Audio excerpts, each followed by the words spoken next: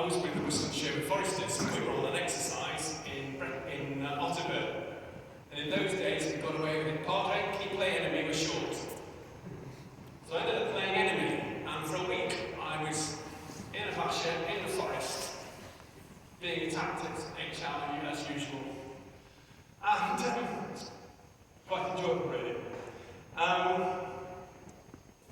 But one time, a company, section, probably, at 5 in the morning, managed to crawl in through a place we never thought they'd crawl in, through broken leaves and broken trees and wood, and they would have made a lot of racket. Didn't hear it at all. And what a noise when they opened up. They managed to get in right next to us. I died. I had the dead card, so that's easy enough, that's why I played dead. And of course then they did searching drills, didn't they? And one of the members here, who I think is here today, said, "Can you turn over? I can't see you both." And I was turned over, and he searched me. Didn't know who I was, but when I became East of England regiment, I said to him, "We've met before." He said, "Have we?" "You searched me in Otterburn." It's great, isn't it, being a part of the Army Reserves for as long as I have, grey hair that I have now. But wonderful memories, and that's what it should be. It's what the Army does for us, brings back those memories, those fond memories, but keeps us mindful also of those people who aren't around any longer.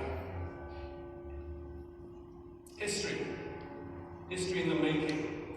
I was walking around, I work at Regimental, at the recruit training chaplain there as well. I walked around the Grand Officers' lessons, a lovely picture on the wall of men standing up to the last man under the colours on a hill in the first Afghan war. It's a wonderful painting as they make their last stand under the colours. And it's very evocative, the scenery, and knowing that every one of those men would be killed. We've seen those pictures quite often. But do you know there's a colour in the Bible? There's colours in the Bible. Moses. Now you've all seen the Moses pictures, haven't you? 10 Commandments, the old movie, if you're going back those days. It's Charlton Heston one, or the more recent one with Russell Crowe. You're all nodding your heads. Yeah, Moses, you know, he takes the people of Israel out of Egypt and they go through the water seas and the seas open up, yeah? Well, after that, they get into the desert. And two things happen. The first thing that happens is there's a tribe, and they're called the Amalekites. And the Amalekites are nasty pieces of work. They do not like Israelites. They don't like anybody in it. So they decide to attack, and they're vicious. Moses has a chat with God, and God says to him, "Go up onto the mountain, take your stick, put your stick up, and hold your hands up." And he stands on the hill with the two priests on either side, and he holds his stick up. And as he holds his stick up, the army starts beating the Amalekites. But as his hands get tired during the day, they start losing. So he needs to lift his hands. So he lifts his hands, and they win. He lifts his hands, and actually the two priests, a guy called Aaron and a guy called Hur, hold on to his hands to lift him up. The stick is lifted up. Now that same Moses stick, when I went to Sandhurst, they said to me, "Mark, you don't take a weapon, you're taking a Moses stick." So I picked up, and he gave me this great big long thing to walk around the training area with, so I wasn't allowed a pistol. It soon got broken into pistol sizes. But a Moses stick. That Moses stick comes up a bit later. What happens is, the people of Israel in the desert, they're moaning. Something like this. What have we been brought in the desert for? Why are we in the desert? What's God done this for? Moan, moan, moan, moan. So God sent some poisonous snakes into the camp. Now the poisonous snakes, anyone done Jordan? Done Jordan, you'll know these poisonous snakes exist.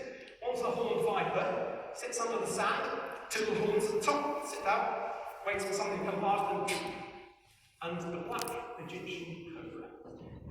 I tell you, the poison in both these, one of them does your blood system, the other one stops your breathing. Poison snakes go into the camp. So God says to Moses, Take this stick and put on it a snake out of bronze, and lift it up high, and everyone who looks at the snake will be healed. Everyone who looks at the snake will be healed.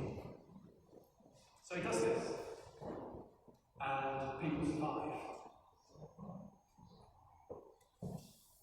That same symbol, a snake on the stick, is the symbol of the World Health Organization. And anything medical, and the person who is part of the Royal Medical Corps, Army Medical Corps, has that same symbol on the cap badge.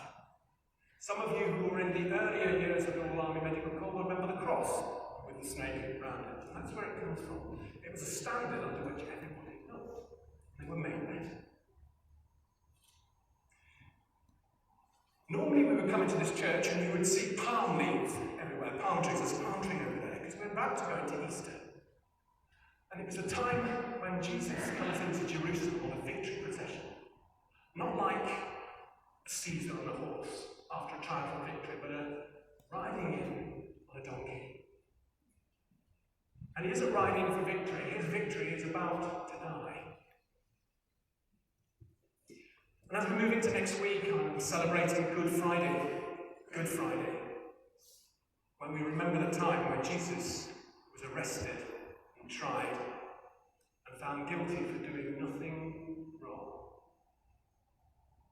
They beat him, made him carry a cross, they mocked him, and they nailed him up on a cross on a hill.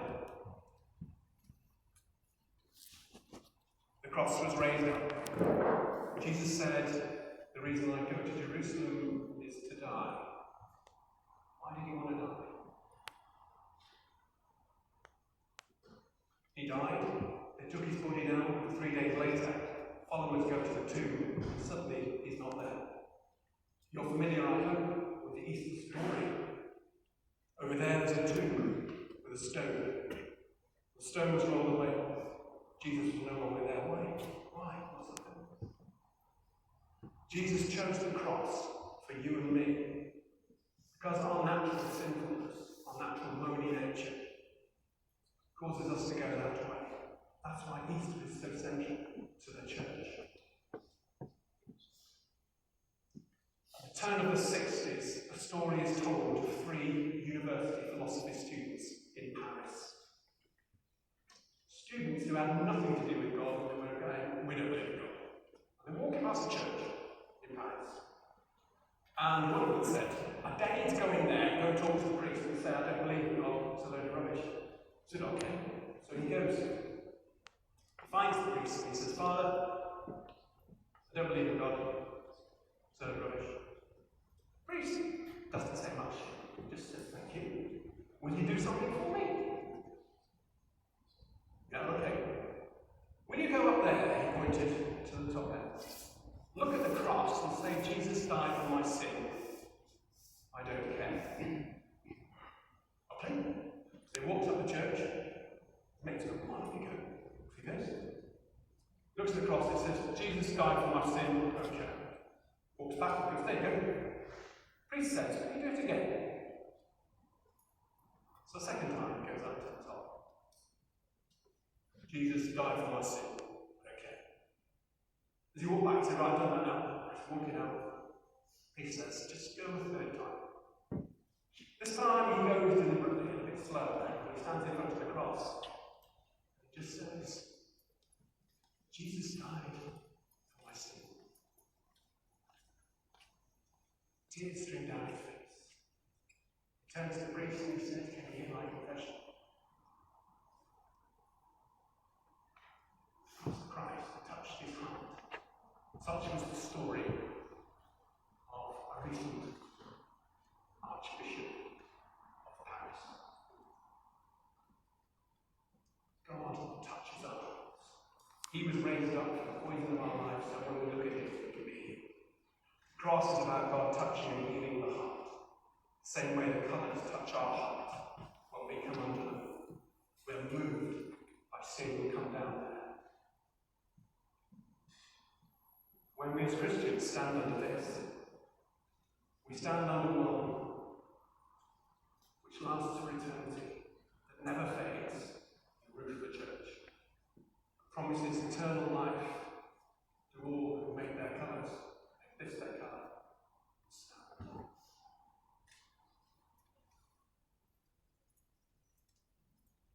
Jesus said this, John 4. All who chose him